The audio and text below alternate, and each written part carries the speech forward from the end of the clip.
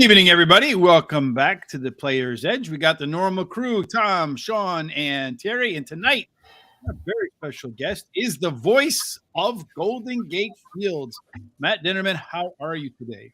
I'm great, Rich and Tom and Terry and Shawn. We got the whole crew here, so I'm looking forward to chatting with you guys. And, every week in horse racing, we got something going on. That's the beauty of this game. There's never a week off if you want to play. There's something to do, and we've got something for you in my neck of the woods. Right. Every day there's something to do in horse racing, right? Right. Even through COVID, we managed to work our way through there. Matt, I was saying we were talking before we came on how things have changed. The last time you were on, we were still doing it by freeconferencecall.com, recording it and then trying to, to mess with the audio afterwards. I have to say thanks. You were the first guest we've ever had, and that was just me and you at the time. And now we've grown. So what do you think of the new digs? I love it. I think it's great. And I love that we have more people because the more the merrier. That's how I look at it. So good to meet you all. And hopefully we have a good time here chatting the races. We all love the sport of kings. And that's why we're all here after all. Yes, we're kings. There's no question. We're all kings for sure. Well, maybe not Shawn. He's still a prince. I mean, look, he's younger. That's why. That's all. He's very young. Yes, that's it. I mean, that's probably younger than me. Are you younger than he is, Matt? Yeah, Matt. 29. Have you all hit the? Yeah, I know 3-0. I don't know about Shawn though. No, Shawn's I'll be 37 in June. Okay. There you go. I'm the youngin' in this group. I'm the old guy. Well, we all know that, Terry. So tell us a little bit about this weekend, Matt. This is the biggest weekend of Golden Gate, or one of the biggest weekends out at Golden Gate Racing, right? Yes, it's our biggest race week of the year here in Northern California, Gold Rush weekend.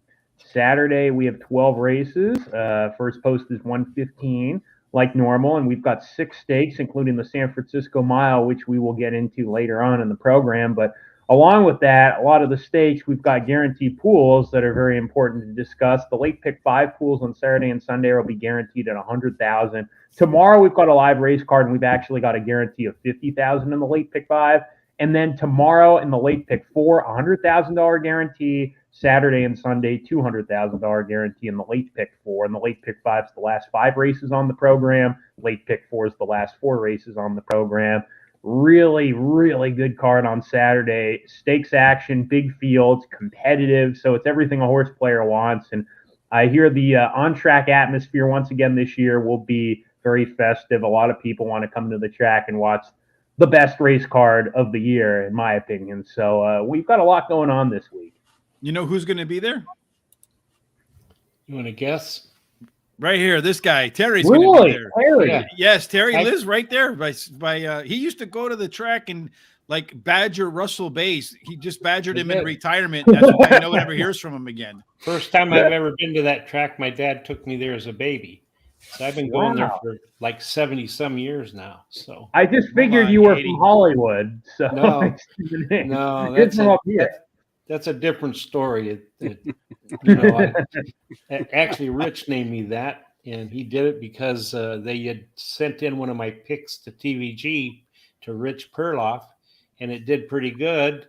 So the next day, Rich named me Terry Hollywood Hay because he said I was on TV and I was a celebrity now. So. Well, you're on. He's a celebrity. Everybody loves him. Whenever Shawn, who's on top of you in the screen there, his little boy Blake every day, is Terry on? Is Terry on? I said, what about Tom or myself? Yeah, no. And he told Shawn that I was just as good as McDonald's hamburgers. That's a big compliment. Yes, it is indeed. Yeah, but I'm really looking forward to Saturday. So I haven't been there for a couple of years because of the pandemic, but sure. I'll be there Saturday and be doing some good picks, I think. Make some money. I'll look for you. Where are you going to be at? In the Turf Club. Okay, I'll take a look for you. You're going to be. Okay. He's getting the best service, guys. Terry picked a good day to go to the Turf Club, so good on you. Terry's. That's why he's the prime rib man right there, man. He's got. You ever seen the guy from Monopoly, Mr. Moneybags? Yes, they made it after Terry. Anyway, how you doing tonight, Tom? I'm doing. Matt, so you get to call the races. What do you think when you call a race? What is the thing you look for when they break from the gate? Are you looking for the front runner or who got stuck? Yeah, the latter. First thing in your head. The latter is I've sort of got a good view the way I've been calling races and figured it out. It's the whole field. I'm looking at them. Number one thing is, okay, anybody breaking bad, anybody breaking great. Because I think, the start is obviously a very crucial part of the race. And if somebody breaks poorly, it's important to note that. So immediately out of the gate, I'm looking for the break and who's breaking well and who's possibly not breaking well. How are you doing tonight, Shawn? I'm doing great. So we established that Matt's the youngin of the group. So we'll ask you this question, Matt. You have a lot of enthusiasm. Everybody loves your calls. You do a great job. Thank you. How do we get more young people in the sport? That's sort of the $1 million question, I think, Shawn, right? I mean, how do we get these people that are younger into the sport? Because as we all know here, there's a big learning curve. I mean, some people like the game because of the horses. A lot of people like the game because of the handicapping, the puzzles, trying to make money. So the question is, how do we teach this giant learning curve and teach all this stuff to folks that in my generation are so used to getting everything instantly? And that's the $1 million question. And I wish I had a better answer. And I think if we had a really good answer, we'd all be doing it at racetracks all over the place. I think you got to use technology. I think we have to use technology. There's this one guy named Scott McKeever, and he actually has like a live stream like we do. And he's sitting there showing the pre-race, talking about his bets and things, almost like a live stream. They do that with video games. And I think that's actually a really interesting concept because you can sit there, you can watch, and you can learn. And it's interactive instead of you having to look at a book or sit at the track and look at a piece of paper. You can watch somebody do it. So I think he might be onto something. I think that's a good way to teach young people, but we just got to get young people to the track first. And that's also a $1 million question. How do we get them there? Well, how did you get there as a young guy? What's that, Rich? I was asking Matt, how did you get there as a young guy? So I lived an exit south from Del Mar. So I was a young kid, and my dad had already had plans to go to the track one day. And my mom, something happened, and she had to leave the house. And we didn't have a babysitter for me. So my dad's like, well, why don't we just take him to the track? And they had no idea what that would turn out to be. But I went to the track, and I was enamored by the horses, and I just sort of fell in love with it very quickly. So the reason I ask is because I feel like from all the folks that we've talked to, the path that most of them came to the track was either with the dad or the degenerate uncle, right? One of the two. So I would imagine if they found a way to bring dads and degenerate uncles with the young kids, then you have generation after generation. So my feeling has always been it's got to be more family friendly, like more activities for the kids and that sort of stuff.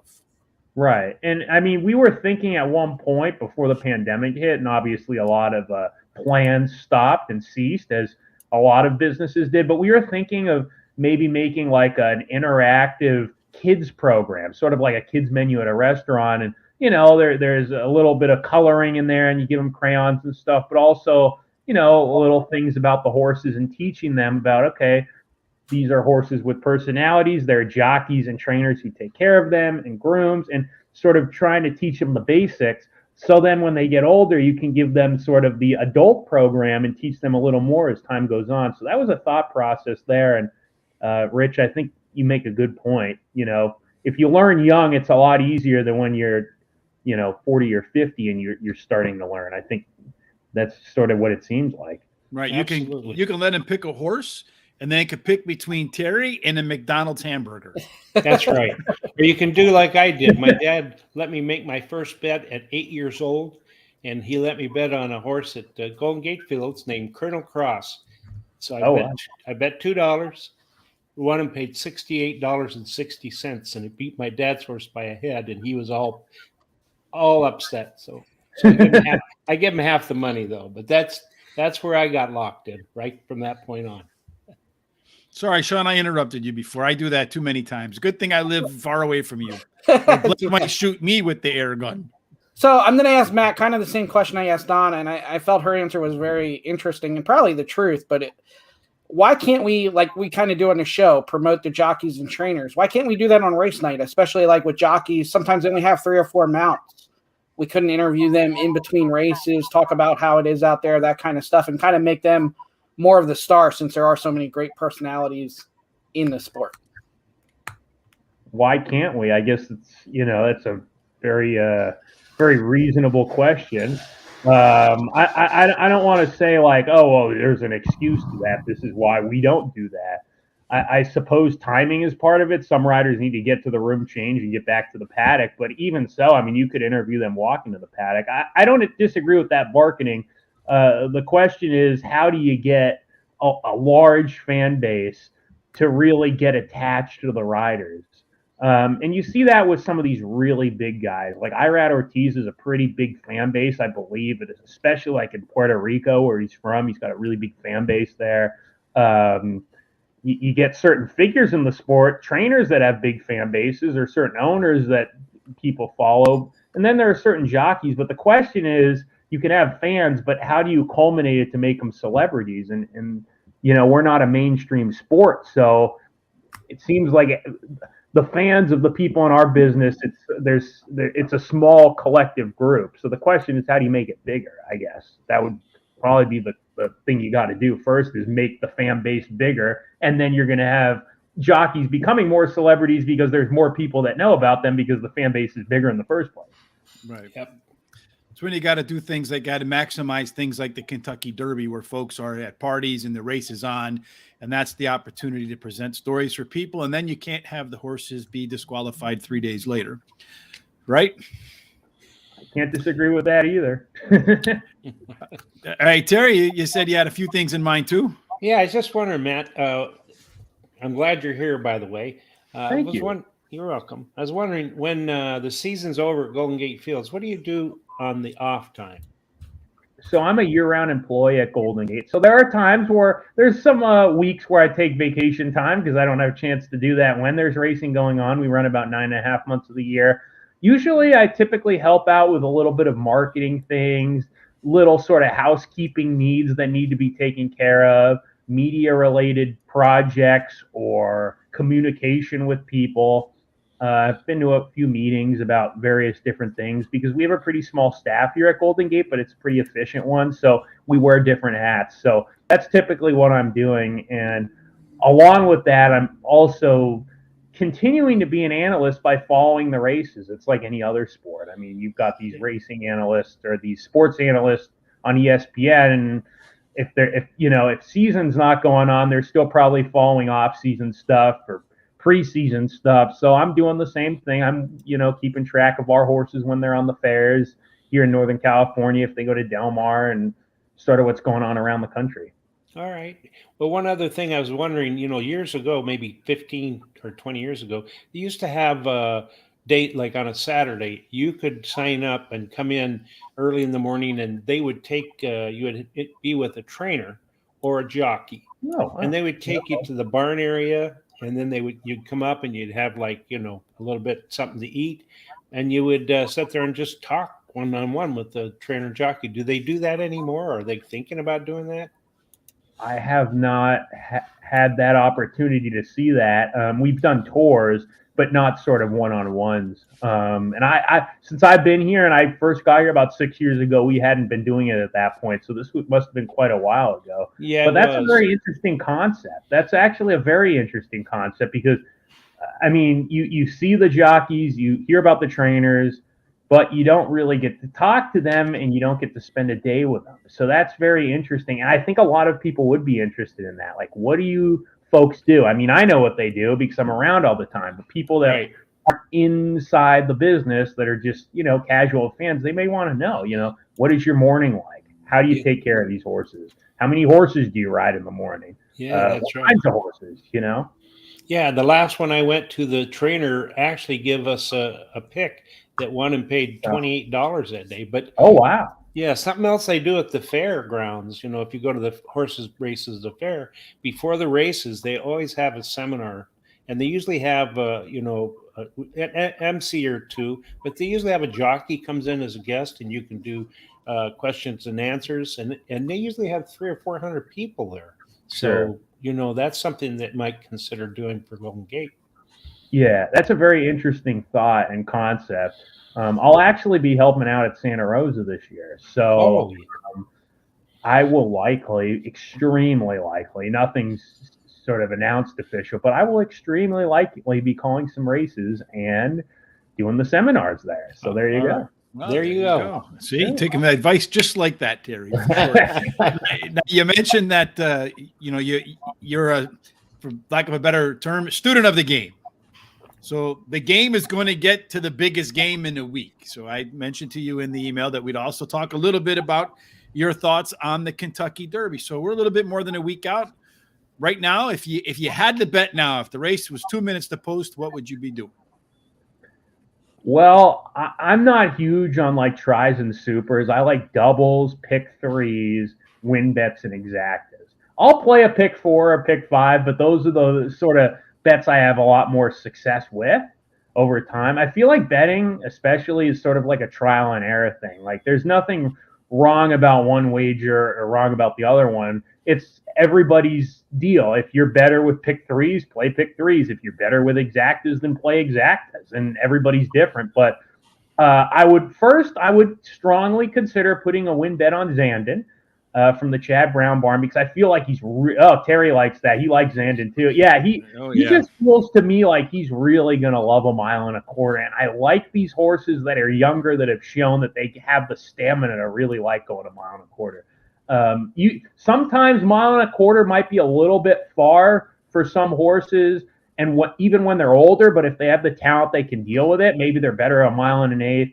When you're a younger horse, like a 3-year-old, you have to sort of be able to get that distance, especially in the Derby. There's very little room for error, or you're going to get tagged in the end. So I think he'll love the mile and a quarter, and I think Epicenter is going to love a mile and a quarter, and he's winning easily, which is good because there's more in the tank there.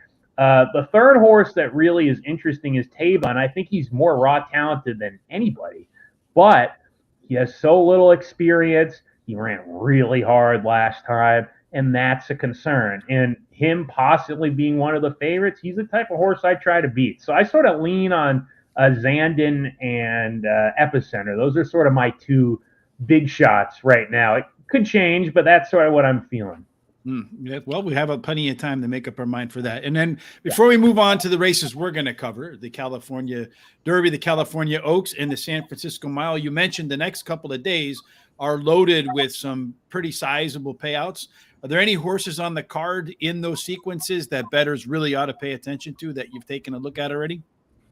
On the Golden Gate card, you broke up there. Say that again. Yeah, Rick? on the Golden Gate card, you had mentioned that there's a lot of big pools this week at Sure. Golden Gate. And are there any like standout horses that you've seen as you've gone through the programs in any of those sequences?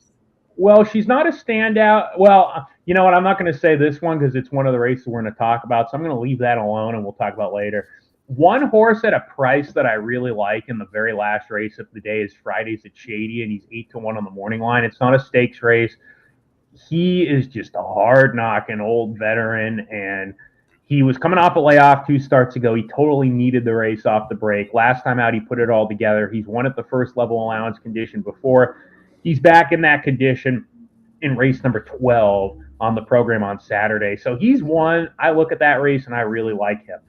No, that's what you say. His name is Shady, number 8. Friday's at Shady. Yep. Friday's And he's 8-1. I don't think we're going to get 8-1, but I don't necessarily think he's going to be 3-1 either. Maybe he's going to be in the middle. Maybe he's going to be 5-1, 6-1. And that's good enough for me. With Evan Roman aboard, he's a very good jockey, and Jack Steiner, who trains, is a good trainer. So that was one horse. There's 2 of them in the latter half of just a really good card. I haven't really looked at the front of the card early. One of them is Friday's at Shady, and I'll get to the second one with one of our race analysis.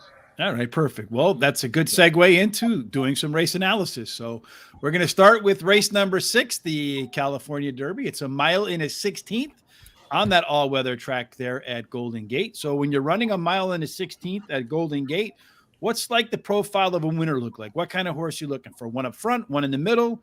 Where would you say the ideal location is going to be, Matt? I think it's a very fair surface. So at least most of the time, you get biases every once in a while, but I think it's fairly about the trip. I think the trip. I mean, obviously, any track, the trip's going to make a difference. You want a good trip, but especially at Golden Gate on the Tapeta, it's about the trip. And sometimes the best horses don't win. Sometimes the best trip horses win, and that's the question. I think you should bet the races unless you see a bias early in the card. You should bet the races as this is a fair track. And that's what you're keying in on. Who's going to get the best trip based on the projected pace scenario that you try to figure out. Mm-hmm. So who do you think that's going to be? In the California Derby, well, I think Il Capitano might get – there's two Ills. There's Il Capitano and Il Bellator. I keep mixing them up. Il Capitano is going to get the best trip because even though Midnight Mammoth drawn outside is very speedy, they've really tried to get him to relax. I think he's better when he's just sort of let to run free, but they have gotten him to relax. And I wonder if maybe Il Capitano can clear off here and maybe do some damage at a price. I don't know if he's classy enough. I think he might be a little bit better going a flat mile as opposed to a mile and a 16th. So I'm sort of up in the air between Cabo Spirit and Il Bellator because I think both of them are really nice. And Il Bellator is the local horse, Cabo Spirit coming from down south. But I think Il Capitano might get the best trip if he can clear off in the lead for Steve Mayotte. So he is sort of the price that I'm looking at if there is a price to be had in that potentially 5-horse races. Worse, Reed Sanchez, who is entered, is actually re-entered into Sunday's Cowbred Stakes. So keep that in mind too. So it might be a 5-horse field, which, Possible. If that's the case, would give the Il Capitano, if it can clear off, even a more competitive edge, because the shorter the field, it seems like the more the pace setters do better. Right. Terry, how about you? How do you line them up? Well, I like number 6, Midnight Mammoth is my first pick. He's finished in the money in 7 out of 8 career races. He's always in the mix, finishing 100% of the time in the races in the money on an all-weather course. The distance won't be a problem for him. And he is very versatile. He can either run on top or come from off the pace to win. The jockey should be able to see which way to ride him once the race starts. And then my second pick is number 1, El Capitano, which is, of course, Matt's first pick. He won his last race at Golden Gate Fields on the turf, but he has won on the all-weather surface. So I have no concerns about that. He has a trainer who wins 27% of the time on all-weather surfaces, and a jockey in the last 7 days who has a record of 17 starts, 5 wins, 3 seconds, and a third. He'll go for the lead and try to go all the way on the front to try and win. Then I like number 3 as my third pick, Boise. So far in his career, he's an on or off horse. He either wins or he runs out of the money. He's a deep closer, which means he needs to stay out of problems to get a clear run at the leaders. And he has a high percentage winning trainer, Jonathan Wong, who wins 25% of the time on all-weather surfaces. The jockey in the last 7 days has finished in the money 7 out of 12 times, winning 4 of those. He has a really good workout on the 23rd, 7th best of 64. And then my last pick, fourth pick, number 5, Cabo Spirit, has been completing in graded stakes races. So this is really a class drop for him today. He has the highest last speed rating, his best all-weather surface speed is fastest among today's starters, and he has a good 4 furlong workout at 47 flat. The negative that I see about him, or what I worry about, is he seems to do better on the turf and has only 1 start on the all-weather surface and didn't do very well. Thomas? Yeah, I went with number 3. Boise is my top choices. Last year won the maiden and won the Gold Rush. And then since has done nothing. 2 starts are interesting though. The one at Santa Anita and the turf, I tossed it because it had a wide trip and it just really didn't run. And then they brought it back to Golden Gate for its next one and also had a troubled trip. And if I think it had a little better race, it would have finished better. Now, the reason why I really like it is that 112 handily work. at the track, and that always sticks out at me, especially at Golden Gate. And then another one at 1 minute. It was recently gelded. The jockeys won the maiden on this horse before, and I really think in the short field, this is probably your better price. And I think it's got a nice chance against this bunch, especially with some of the speed up front. I did go with Midnight Mammoth as my second choice, 6. I thought it was interesting that the past jockey who rode this one chose Boise to ride in the race. So that was part of my Boise thinking too. But this horse has done well. It took a while for it to figure out how to win. It took 5 races, but it did finish in the money in those races. So it was trying. It was not.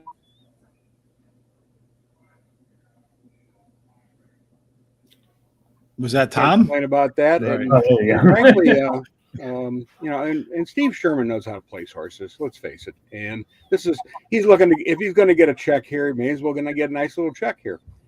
I took 4 Cabo Spirit as my 4th. At number 4 is my 3rd choice.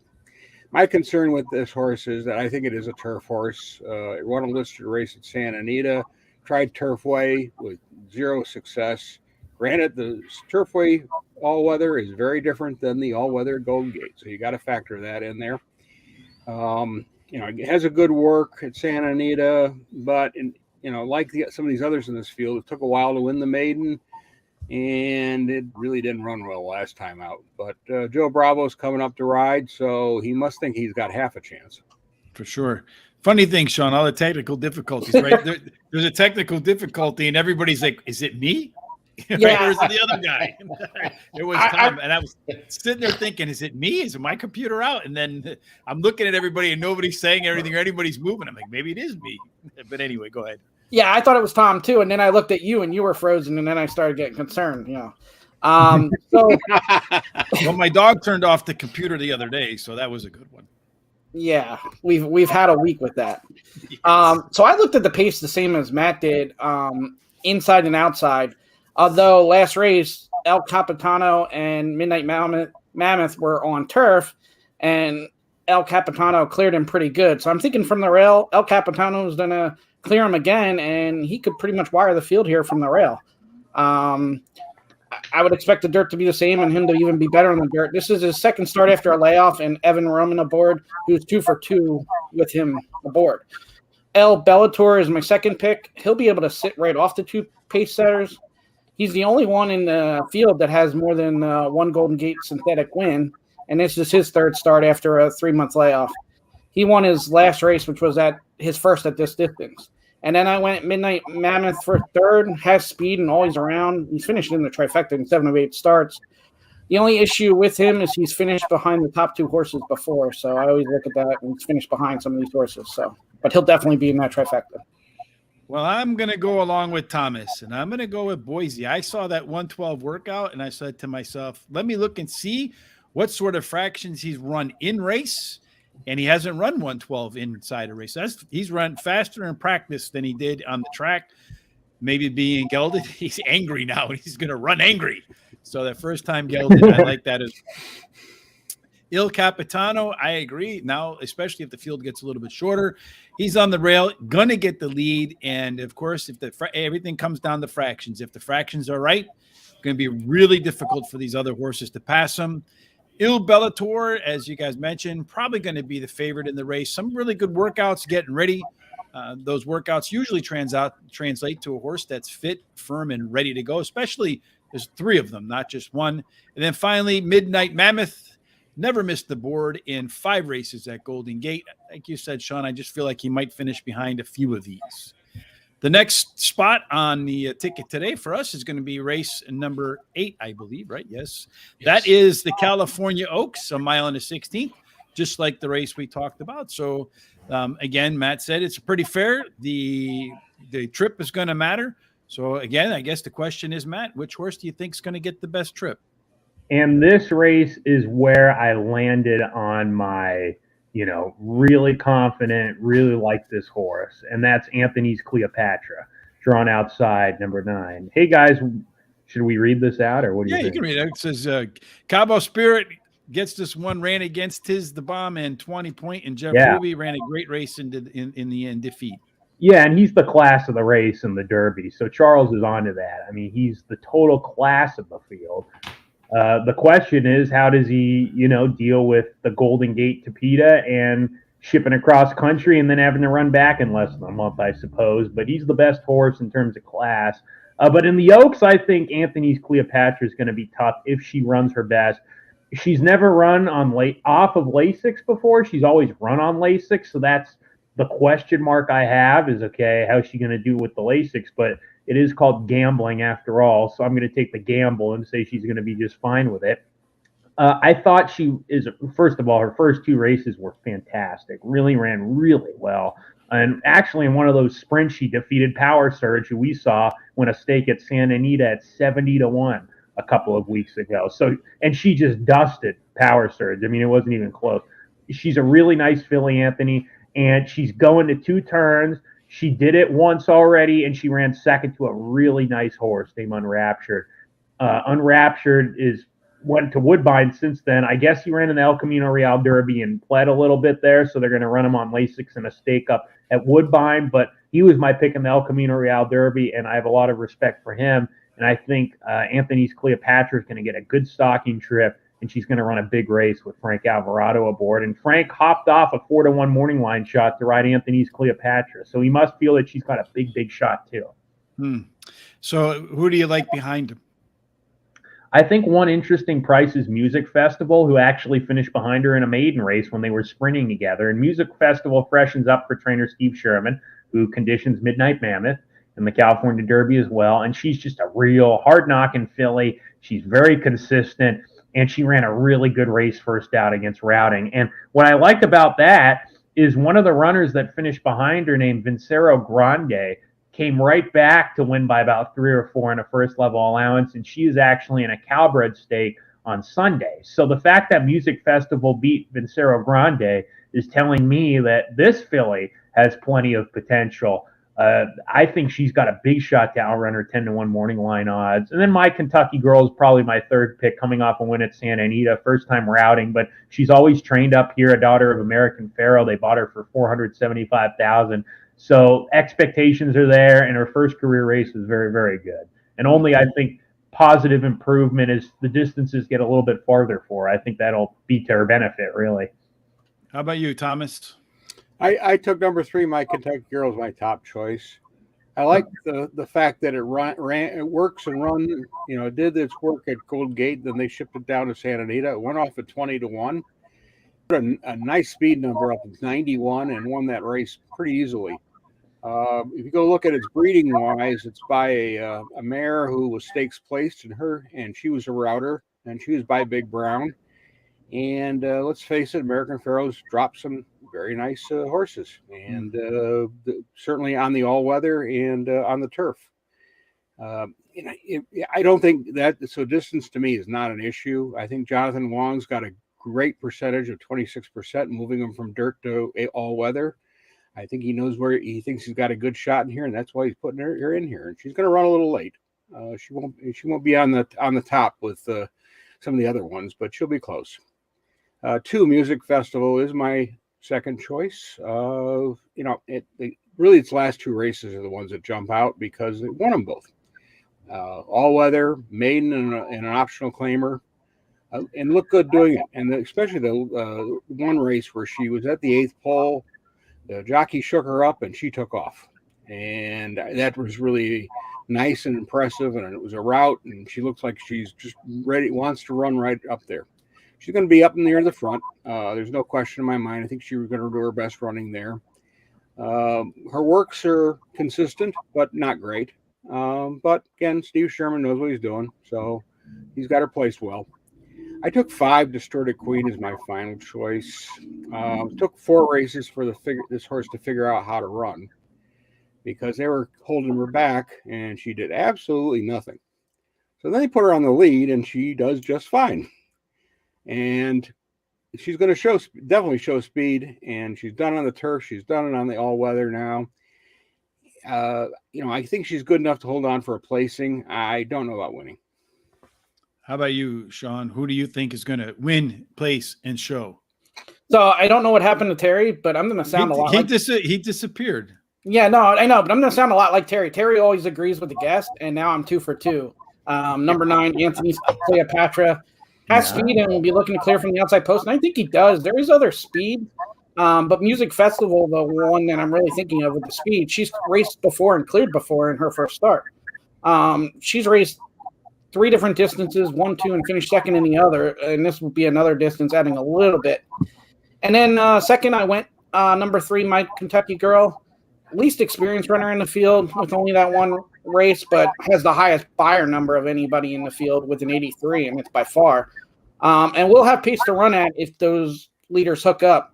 My one concern is you always look at that shorter distance and how they close, and when you add the distance, you think they close better, and usually that's not the case. But I think she'll handle the distance and she'll be there. I did take Music Festival for third.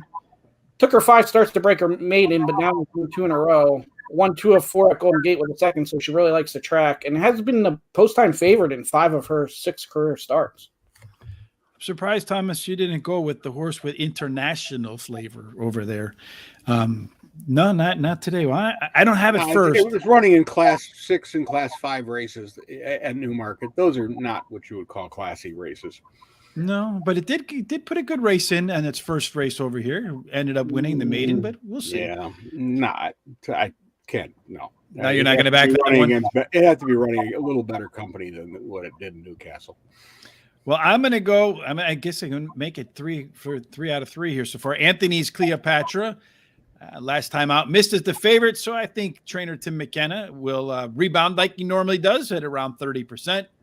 My Kentucky Girl, I'm always a little bit reluctant to take horses that go from a maiden win straight into the stakes class, but not if it has the top last race speed figure, which is what we saw there. We talked about American Pharaoh, so I think you're probably going to see a little bit better version this time around in race number 2.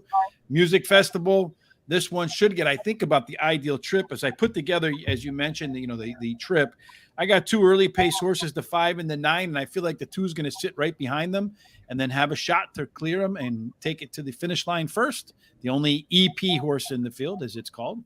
And then finally, I'm going to take a shot with that horse, Tom, the Sparka. I think it's going to be one of those horses that's going to be rolling late and might have the best late kick of all the latecomers and might have a little bit of speed to go ahead and catch. I don't think Terry's made it back, so let's see. She's bulletproof, owned by Gary Barber, and family will be tough. Okay. That one is number. You got to listen to Charles, because Charles, we do a daily show, Terry and I, in the morning where we pick a track, and then we go through the full card and we each make our picks and pick fours and exactas and best bets, that sort of stuff. And Charles, he's hit some 30-1 shots, so I call him E.F. Hutton. If you remember those commercials, when E.F. Hutton speaks, you have to listen. When Charles types, you have to listen. Man, definitely knows what he's talking about. All right, the last race we're going to cover, a little bit different surface here, Matt. This one is the San Francisco Mile, 1 mile, for $250,000 on the turf course. Tell us a little bit about how the turf course and the Tapeta are different, and if it really in any way, shape, or form impacts your strategy. It doesn't really impact my strategy handicapping-wise. Same thing, what kind of trip are these horses going to get? Who's the class? All the basics and handicapping I'm looking at. Sometimes when the rails are out, they favor speed, but that's any racetrack, and the rails are going to be at 0 this whole week. So anybody playing our track is like, okay, well, there's not going to be a speed bias. You wouldn't think if there was any. You wouldn't think.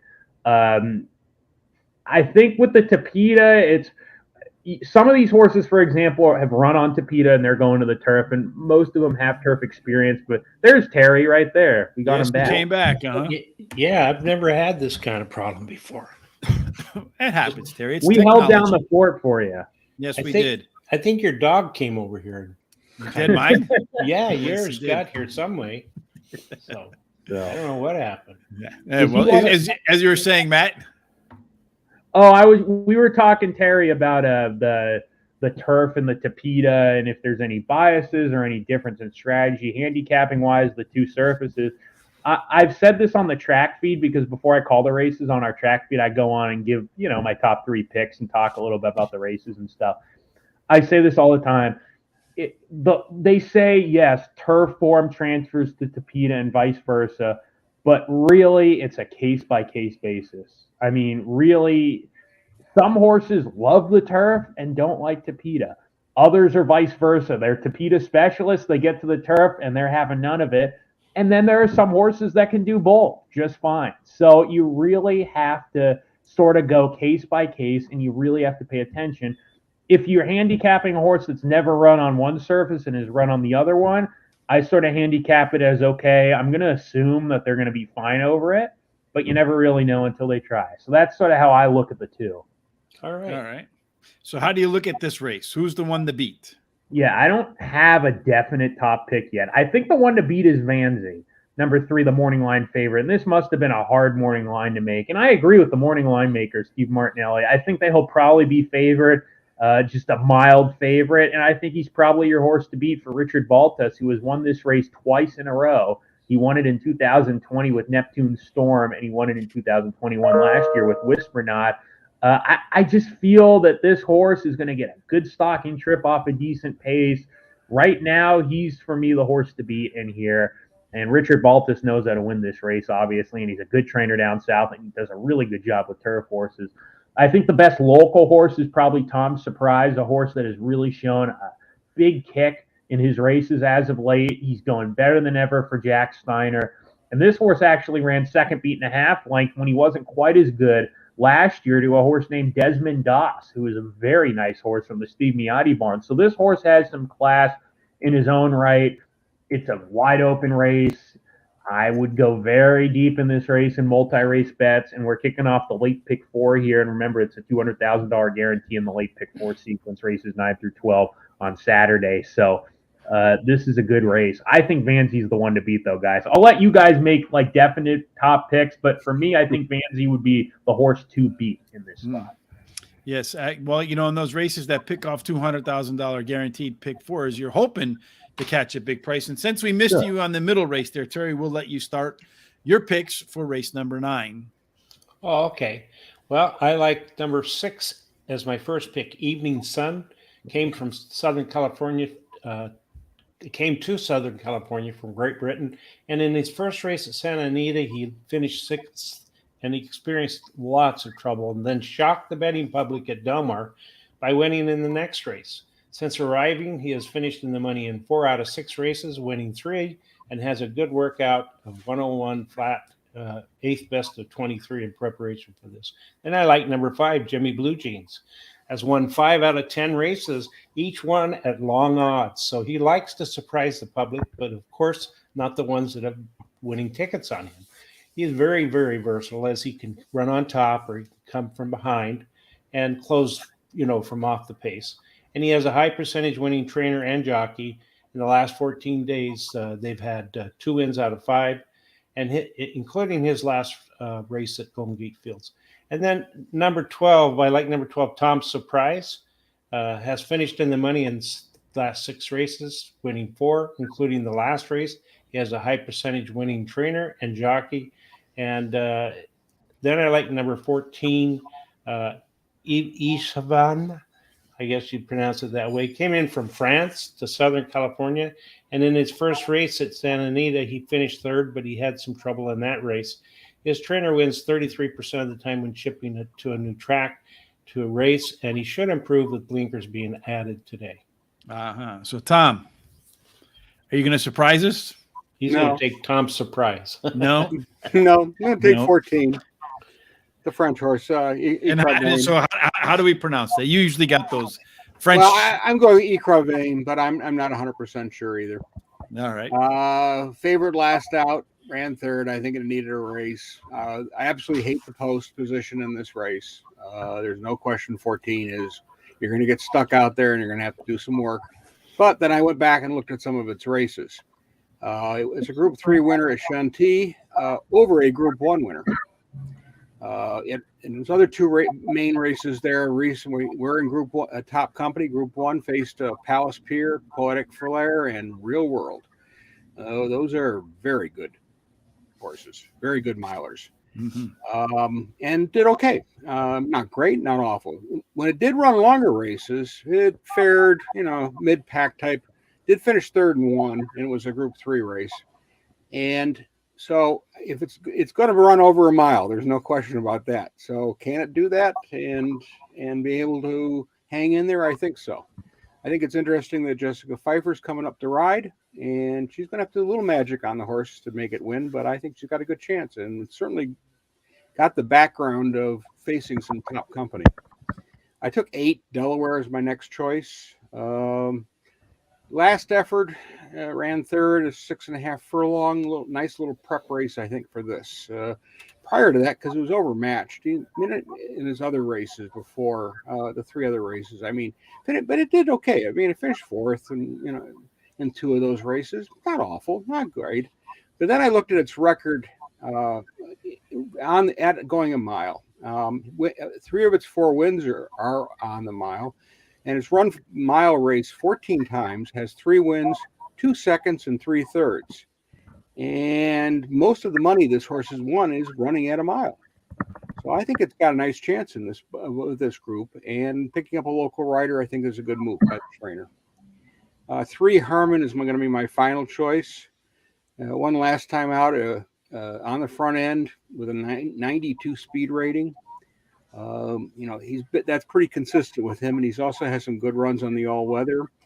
He's 1 for 1 at a mile, and let's face it, he's got post 3, so he's got a great chance to break right there on top and take them all the way around. Shawn, so far it seems like it's a pretty wide open race because I think there's 14 horses in the field, and I think we've heard about half of them already. So are you going to fill in the other half now? So I don't know what's going on. I took Terry's spot because I agreed with the guest 2 times in a row. Now I'm stealing Terry's notes, and my top 2 picks are exactly what Terry has. So should we kick Terry out again? Is that why? Shawn, is that why you knocked my computer off? So yeah. The limelight? I'm taking your spot tonight. Yeah, well, you both dressed the same. All you need is the 3 hat. So I went with Evening Sun. This was a difficult race, and I did this pre-morning line, which is better that way. My only hesitation. So what I like about the 6, been really good form. He had 4 months off, came right back and continued where he left off and had 2 really good races. Should sit about mid-pack and come flying at the end. Has been really good at the distance, only missing in the trifecta in 1 of 4 starts from the distance. And his last 4 races, his buyer number has gone up in each one. My only hesitation is, you guys know I'm a big jockey guy, and no offense to customers, 2 for 44 this year. Somebody's trying to break in there. What was that? I don't know. Did you hear something about customers? It's like a cell phone conversation going on or something. Anyway, go ahead. So Brace Blanc, 2 for 44 this year, not very good. But if he can ride one surface really good, it is the turf. So I will go with it. I like the 6-1 morning line, and you might even get more than that. Number 5, Jimmy Blue Jeans. This was actually surprising that he's 15-1 morning line. But like Terry said, a lot of his races he's been undervalued. Has won 3 of 4 career turf races, including 1 at Golden Gate. The only one he lost was the Grade 2 Del Mar Derby, and that was just a tough spot. And he also had a bump start, so it was over before it began. Going back to the turf after 2 starts on the Tapeta. Has speed but doesn't need the lead, and this is his 3rd start back after an 8-month layoff. I went in Vanzi 3rd, has raced in some really tough races, so he's battle-tested, fits here as far as class, probably maybe the classy horse. Won 3 of 10 on turf, but only 1 of 5 of the distance, and he gets Joe Bravo, which is one of the best turf riders in the nation. So, well, I'm going to go bombs away. So hopefully that pick 4 does start off with some big bombs and we get a nice trifecta. Tom, I'm going to go at your namesake here, Tom. Surprise. Horse has got some pretty good late run. And one of the things, I mean, that last race was really impressive. Ran away from the pack at the end. And one of the things that's really been working for me lately is horses that have shown some improvement in their fractions. And last time out, Tom Surprise had some incremental improvement in its fractions. The next one, Jimmy Blue Jeans. Shawn, I'm with you.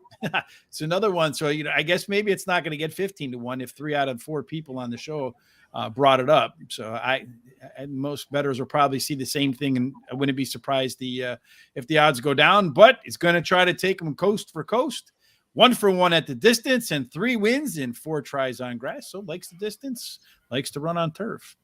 Restrained vengeance. I just watched Batman. What's the point of restrained vengeance? If you're going to have vengeance, be vengeant. The horse finished behind Life is Good in Ginobili in the Breeders' Cup Dirt Mile, obviously making the flip here to turf. I know last time out it didn't have its best race, but I expect it to respond better in the second, start off a break. And I mean, it's kind of hard to say at anybody's face Life is Good or Ginobili type quality here. And then finally, I'm going to go, and I've made money on this horse a couple times, so I was glad to see it in the race and kind of make it through my screening process. Camino del Payaso. I probably screwed that all up.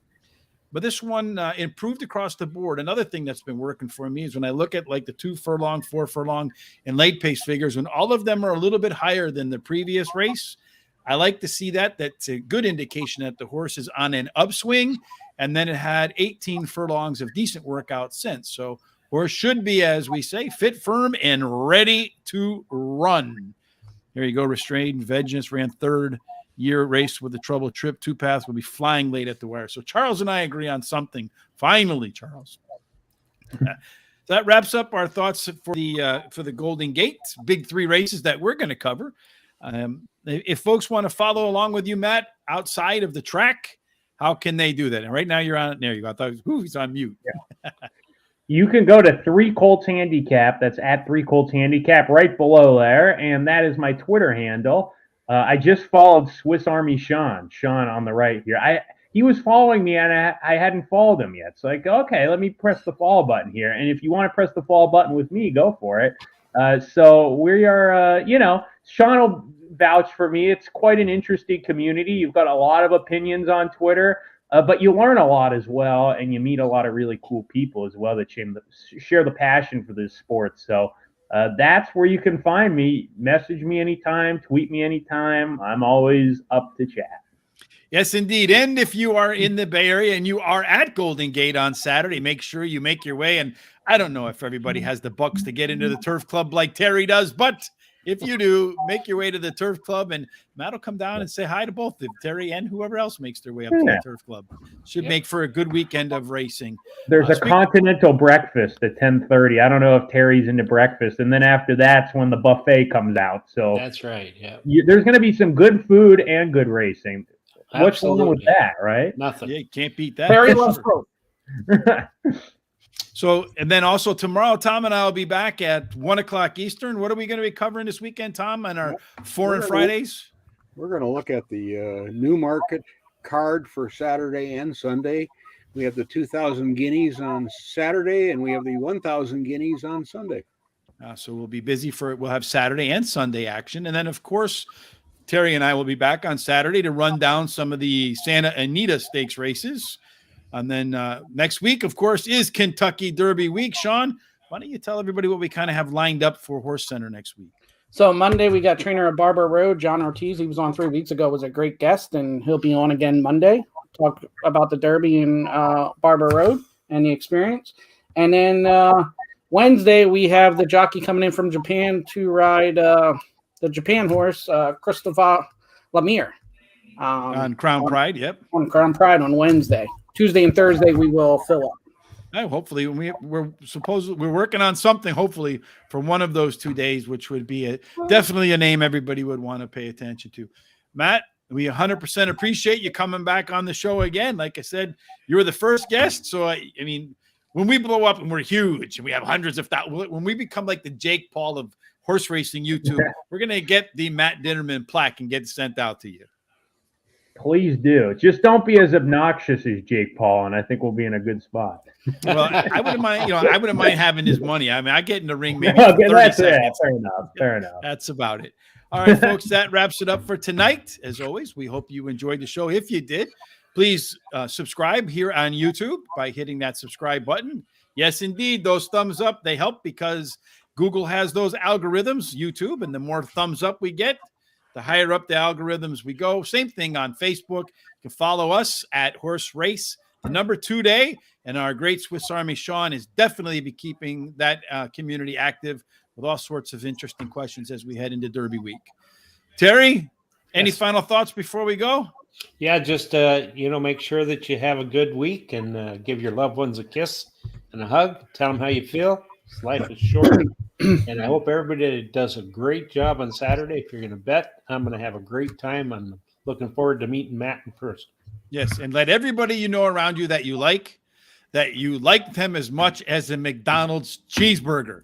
Actually, just to correct it, it was chicken nuggets and fries. The chicken nuggets and fries. All right. All right. What am I, chopped chicken? Anyway. All right, then. Until we meet again on tomorrow with Tom, Saturday with Terry, we hope that your nights, all of your picks, no matter where you're betting, end up in the winner's circle. Absolutely. Have a fantastic night. Thanks again, Matt. Thanks, Matt. Thank you, guys. Thanks, Matt.